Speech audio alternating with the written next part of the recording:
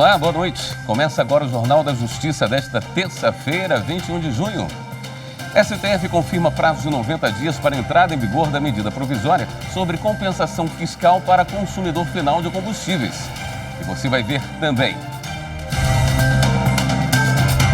Presidente do Supremo recebe senadores para reforçar diálogo e harmonia entre os poderes. Conselho Nacional de Justiça cria Fórum Nacional de Recuperação Empresarial e Falências. E você vai ver como é decidida a pena nos processos judiciais de abuso sexual a menores de idade.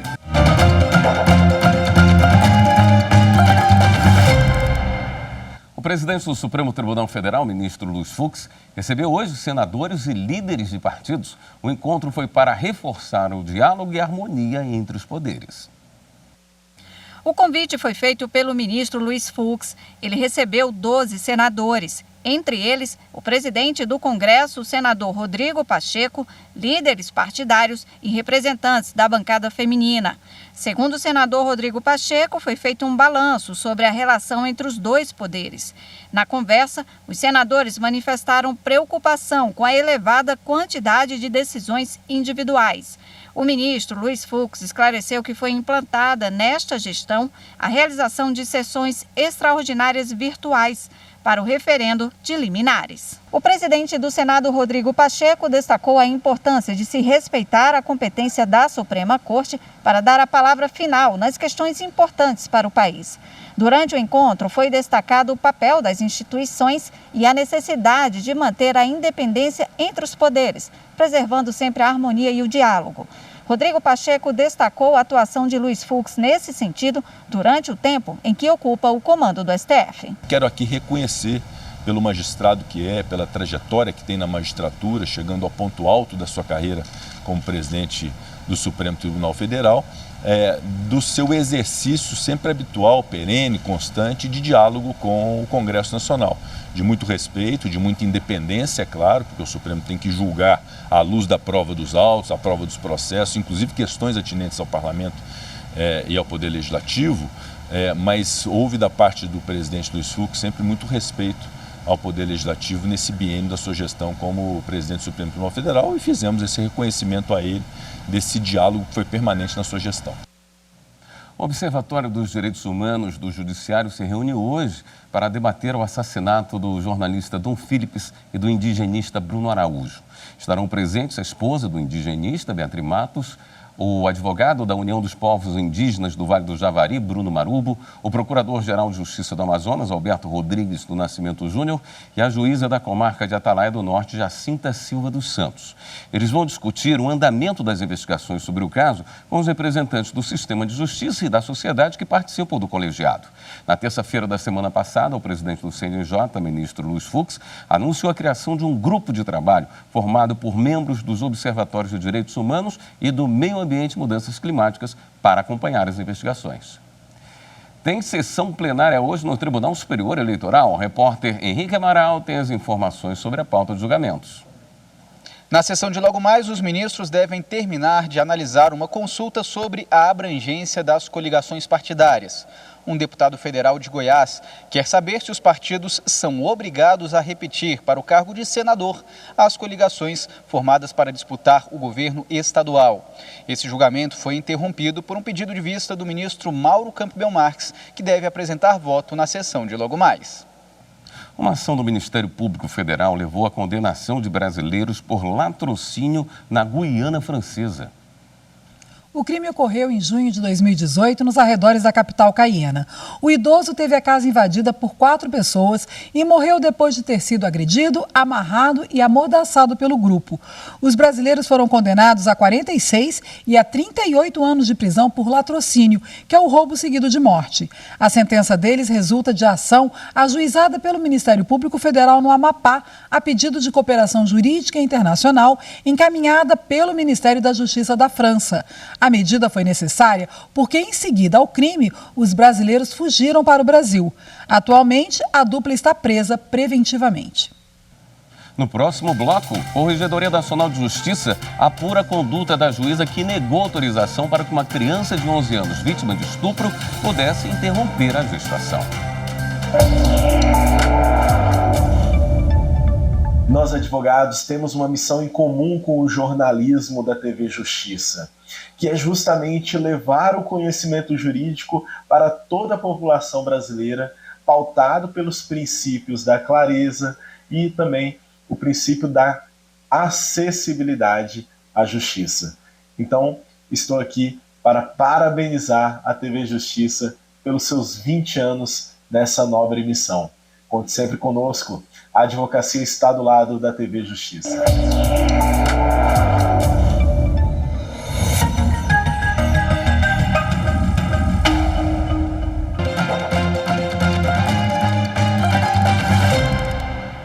A Corregedoria Nacional de Justiça informou que está apurando a conduta da juíza Joana Ribeiro Zimmer, da comarca de Tijucas, em Santa Catarina, que negou autorização para que uma criança de 11 anos, vítima de estupro, pudesse interromper a gestação. A reclamação disciplinar foi instaurada por um representante de advogado. Pela representação de um advogado. Nessa apuração preliminar, a Corregedoria vai avaliar as provas existentes a fim de estabelecer se houve prática de infração disciplinar, o que determina a propositura de processo administrativo disciplinar. Se as provas forem consideradas frágeis ou insuficientes, o procedimento pode ser arquivado.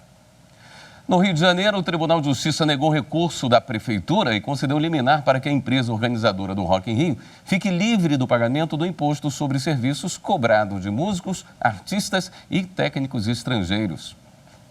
A Prefeitura do Rio de Janeiro entrou com recurso no Tribunal de Justiça contra a decisão da Fazenda Pública da capital. O município questionou a isenção do ISS-QN, Imposto sobre Serviços Prestados por Músicos, Artistas e Técnicos de Espetáculos Estrangeiros, contratados para o Rock in Rio de 2017. Na época, a empresa organizadora do evento disse que teve conhecimento que o fisco iria exigir o ISS importação sobre o cachê de músicos estrangeiros. Para evitar a aplicação de multas, afirmou que recolheu mais de R$1,5 milhão para o pagamento. Os shows ocorreram em setembro de 2017, mas pouco tempo depois, em dezembro do mesmo ano, foi registrada infração para a cobrança do ISS-QN sobre cachês de períodos anteriores, de 2012 a 2016. A empresa argumentou a ausência de previsão constitucional para a incidência de ISS-QN sobre serviços provenientes do exterior. A previsão de isenção do pagamento do imposto sobre a remuneração, cachê de músicos, artistas e técnicos de espetáculos estrangeiros, no Código Tributário Municipal, e a não incidência do tributo sobre os cachês e afins, por se configurarem como atividade meio para atividade final, consistente no próprio evento espetáculo, sobre o qual já incide o imposto, considerando a venda de ingressos, bilheteria. A Prefeitura do Rio defendeu a competência do município prevista na Constituição de 88 para legislar sobre o ISS-QN e sustentou que uma lei complementar de 2003 prevê expressamente a incidência do imposto sobre serviço proveniente do exterior ou cuja prestação se inicie no exterior. O Tribunal de Justiça, ao analisar o caso, não acolheu o recurso do município e confirmou a liminar, garantindo a isenção do imposto, porque entendeu que a cobrança configura bitributação. O relator do processo, o desembargador Eduardo Guzmão Alves Brito de Neto, apontou que o festival já paga ISS-QN sobre o valor do ingresso, que a seu turno traduz a contraprestação por toda a experiência Rock in Rio, aí incluída a apresentação dos músicos.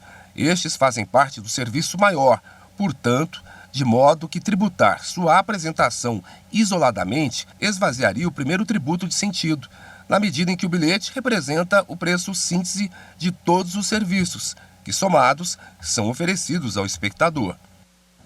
A última etapa de um processo judicial de abuso sexual a menores de idade é o julgamento. É quando se define se o réu é culpado ou inocente. Mas quais os cuidados que o juiz tem que tomar em casos assim? Como é decidida a pena? É o que você confere agora na reportagem. Os juízes são parte de um processo de decisão delicado, principalmente em casos de abuso sexual a crianças e adolescentes. São eles que avaliam provas, ouvem testemunhas e precisam decidir as penas. Uma tarefa muito delicada, porque uma condenação equivocada destrói a vida daquele réu, porque um estigma de condenação nesse tipo de delito realmente é muito difícil de ter volta. E uma absolvição incorreta por seu turno faz com que a vítima que já está demolida por tudo que aconteceu na sua vida se torne novamente demolida. Então, realmente o julgador tem que ter uma blindagem emocional bem forte para conseguir lidar com essa complexidade de julgamento. Na campanha Maio Laranja, a Justiça Gaúcha divulgou diversos casos de abuso de crianças e adolescentes.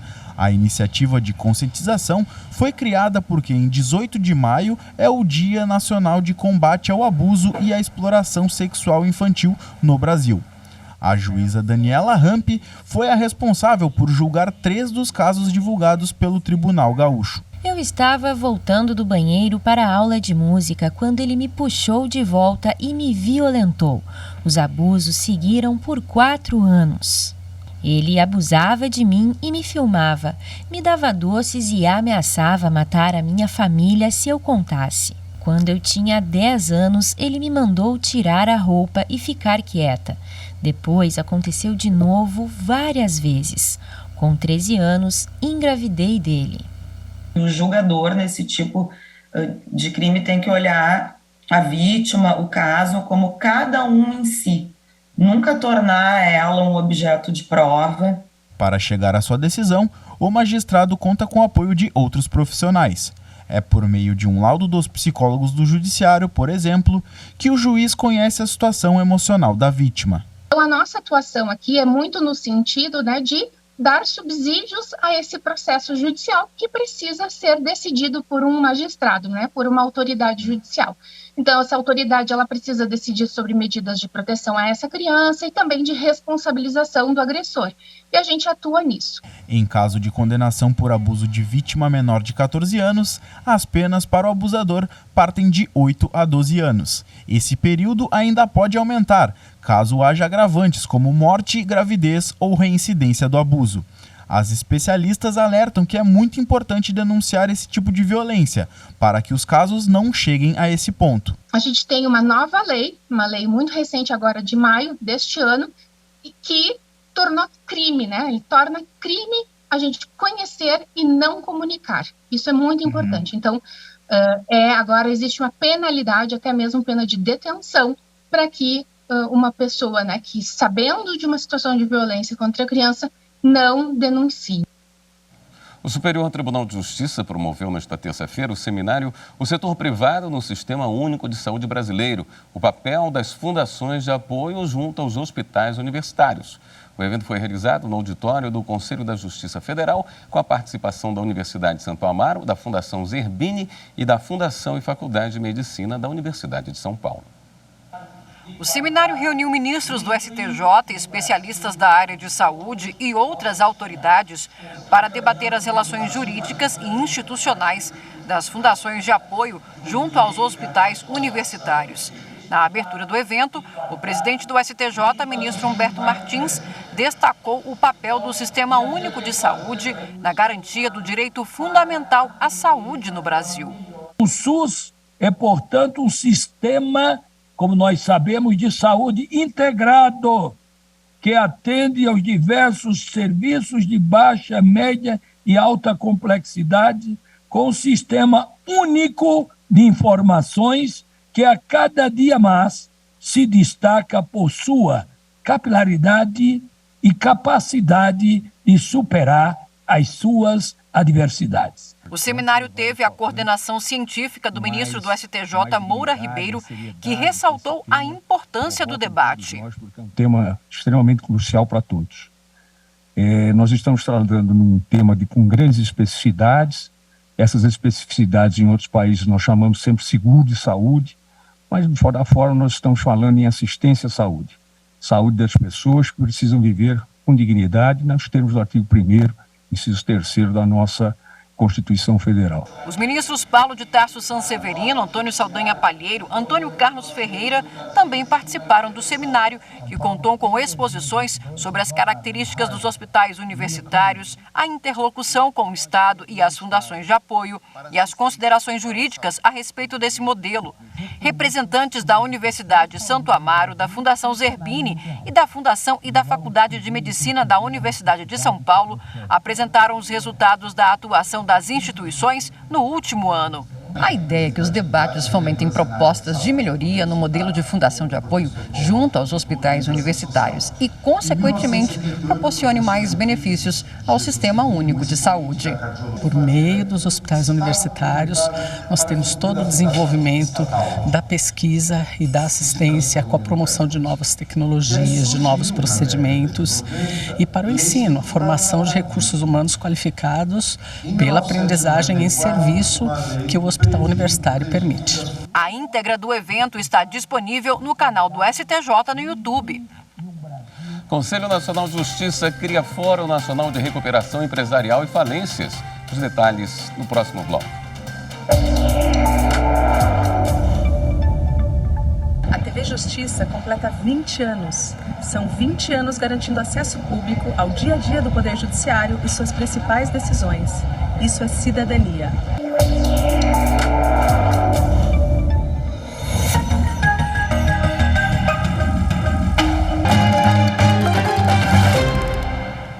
O Supremo Tribunal Federal determinou prazo de 90 dias para a entrada em vigor da medida provisória que alterou a tributação dos combustíveis.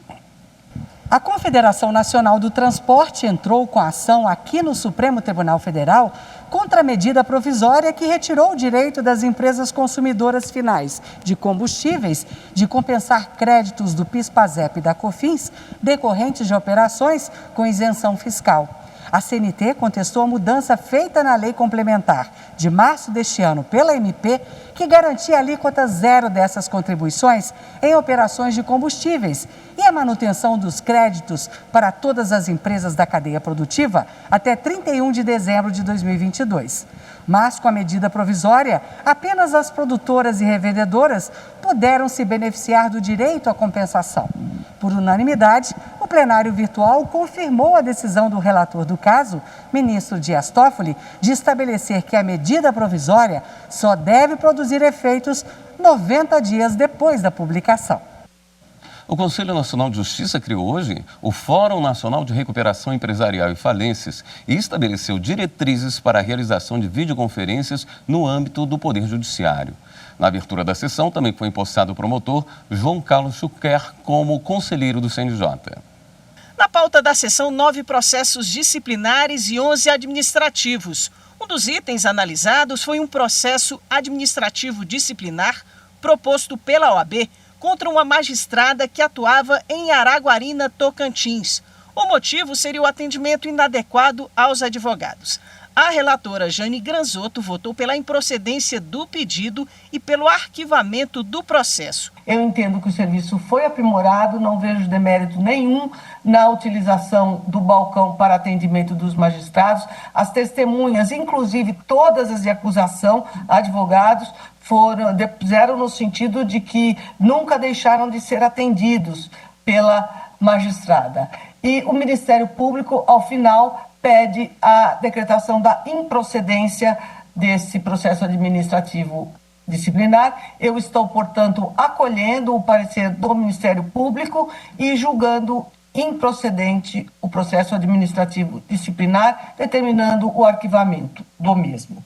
O plenário, por maioria, decidiu pelo arquivamento do processo por falta de provas conclusivas. Nós passamos a julgar um caso concreto. E aí, julgando o caso concreto, nós temos que adotar a tese máxima do direito punitivo, que é indúbio pro réu. A condenação tem que ter provas claras como a luz do sol, claras como a água. E aqui há dúvidas, porque tem procedimentos anteriores, tem procedimento principal. O CNJ também aprovou 2 atos normativos. o primeiro que institui o Fórum Nacional de Recuperação Empresarial e Falências, com o objetivo de elaborar estudos e propor medidas para o aperfeiçoamento da gestão de processos de recuperação empresarial e falências. E o segundo que institui diretrizes para a realização de videoconferências no âmbito do Poder Judiciário. Ainda na sessão dessa terça-feira foi empossado o promotor João Paulo Chucar como conselheiro do CNJ. Ele atua como promotor de justiça desde 2004 em comarcas baianas, tendo sido coordenador do Grupo de Atuação Especial de Combate ao Crime Organizado e Investigações Especiais do Ministério Público da Bahia. Ele vai ocupar a cadeira que foi de Ivana Pena, que completou o mandato em outubro de 2021. A segunda sessão do STJ decidiu que a indenização decorrente de danos a cargas em transporte aéreo internacional deve seguir a Convenção de Montreal, que regula regras relativas ao transporte de passageiros, bagagens e cargas. O Brasil é signatário dessa convenção desde 2006. A decisão do colegiado foi fixada em juízo de retratação, em razão do julgamento do Supremo Tribunal Federal no tema 210, que, em regime de repercussão geral, decidiu que as normas e tratados internacionais limitadores da responsabilidade das transportadoras aéreas de passageiros têm prevalência em relação ao Código de Defesa do Consumidor. Com um reposicionamento jurisprudencial, a segunda sessão do STJ deu provimento ao embargo de divergência interposto por uma companhia aérea condenada a indenizar seguradora pelo extravio de uma carga de equipamentos de informática, avaliada em cerca de R$18 mil. Antes de pleitear a indenização regressiva, a seguradora havia ressarcido os valores da carga danificada à importadora segurada. Agora, o valor da indenização foi limitado pelo colegiado ao patamar estabelecido na Convenção de Montreal. O relator do caso, o ministro Luiz Felipe Salomão, explicou que, nos termos da convenção, o transportador é responsável pelo dano decorrente de destruição ou perda da carga sob seus cuidados. Ao limitar a indenização, o ministro explicou que o remetente pode ter direito à indenização maior, caso tenha declarado o valor da carga e tenha pago uma quantia suplementar, o que não ocorreu no caso em análise. Você vai conhecer agora o projeto Terça Lírica, Direito e Música do Tribunal de Justiça do Rio Grande do Sul. É um espetáculo criado há 11 anos pelo Memorial do Judiciário do Estado. O objetivo é contar a história do direito e da busca pela justiça na linguagem da música clássica.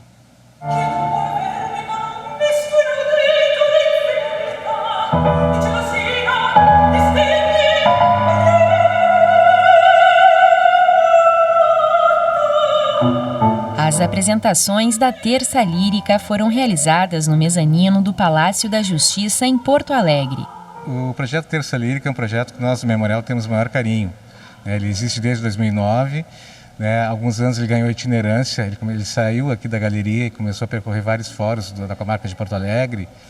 Então foi um projeto que, como eu já disse, ele é muito interessante, a gente gosta muito de poder propiciar essa experiência, de oferecer um canto lírico de fácil acesso. Os responsáveis pelas apresentações nesta edição foram as sopranos Yasmine Vargas e Elisa Lopes, a mezzosoprano Carolina Braga e Eduardo Quinobi no piano.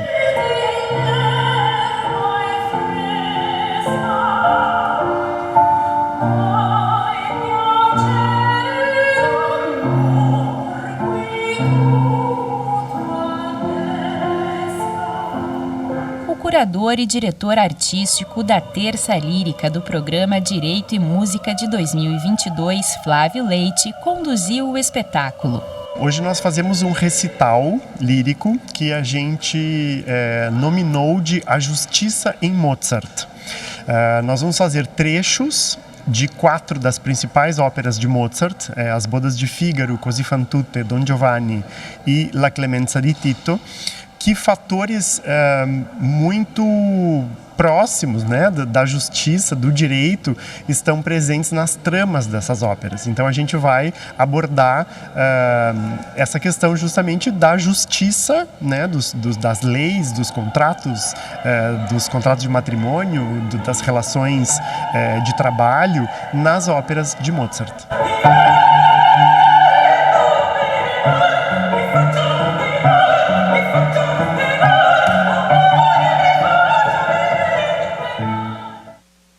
Esta edição do Jornal da Justiça fica por aqui. Uma boa noite para você. Até amanhã.